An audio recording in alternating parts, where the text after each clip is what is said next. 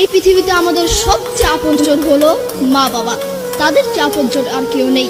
আমাদের উচিত তাদের সাথে সুন্দর আচরণ করা, তাদের সাথে সুন্দর ব্যবহার করা।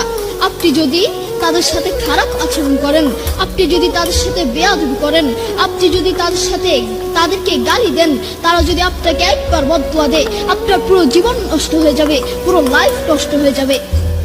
সূরা বনী ইসরাঈলের 23 নম্বর আয়াতে আল্লাহ সুবহানাহু ওয়া তাআলা বলেন, ফালা তাকুল্লাহুমা উফফিন ওয়া লা তানহারহুমা। Allah said in the Quran, say not to them uff and do not repel them. তোমরা তোমাদের মা বাবার সাথে উফ কথাটিও বলো না এবং তাদের সাথে খারাপ আচরণ করো না।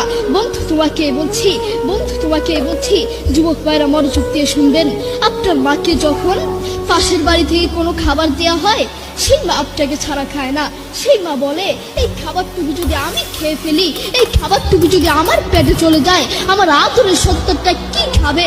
আমার কলিজার টুকরো সন্তানটা কি খাবে? আপনার মা সারাদিন আপনাকে নিয়ে ভাবে। দুঃখের সাথে বলতে হয়, সেই মাকেই আপনি আপন মনে করেন না, সেই বাবাকেই আপনি আপন মনে করেন না। আপনি আপনার বন্ধুকে আপন মনে করেন, আপনি আপনার প্রতিবেশীকে আপন মনে করেন, আপনি আপনার শ্বশুর শাশুড়িকে আপন মনে করেন। আপনার যদি একদিন ডায়রিয়া হয়, একদিন রোগ হয়, একদিন বড় কোনো ক্যান্সার হয়, ওই বন্ধু আপনার কাছে আসবে না, ওই প্রতিবেশী আপনার কাছে আসবে না, কিন্তু আপনার কাছে আপনার